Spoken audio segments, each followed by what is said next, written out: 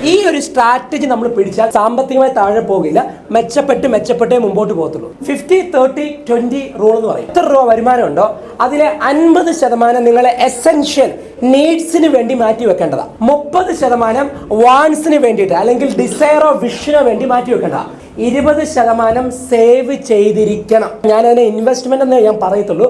എന്താണ് needs? Nutritious ആയിട്ടുള്ള food നമുക്ക് വേണം, വസ്ത്രം, വീട്, മെഡിസിൻ, യാത്ര ചെയ്ത വാഹനം, മക്കളുടെ വിദ്യാഭ്യാസം. എന്താണ് വാൻസ്? പുറത്തുനിന്ന് പോയി ഭക്ഷണം കഴിക്കുക, ഡ്രസ്സ് എടുക്കുന്നു എന്നുള്ളത് നീഡാണ്. പക്ഷെ പാർട്ടി വെയർ എടുക്കുന്നു, തിയേറ്ററിൽ പോയി സിനിമ കാണുന്നു, ട്രിപ്പിന് പോകുന്നു, എന്താ വേണ്ട. 20 നിങ്ങൾ ഇൻവെസ്റ്റ് ചെയ്തിരിക്കണം. 20 എന്നുള്ളത് ഞാൻ മിനിമം ഇട്ടിരിക്കുന്നതാണ്. അത് 30 വരെ ആകണം എന്നുള്ളതാണ്. 1 ലക്ഷം രൂപ വരുമാനം കിട്ടിയാൽ നിങ്ങൾ നിങ്ങളുടെ മനസ്സിനെ പഠിപ്പിക്കണം 80,000 വരുമാനം ഉള്ളൂ. ആദ്യമേ 20 എടുത്തിട്ട് ഇൻവെസ്റ്റ് ചെയ്യണം. 80-ൽ ആദ്യം ചെയ്യേണ്ടത് 50 ആണ്, പിന്നെയാണ് ലാസ്റ്റ് ആണ് 30. നമ്മളിപ്പോ ചെയ്യുന്നത്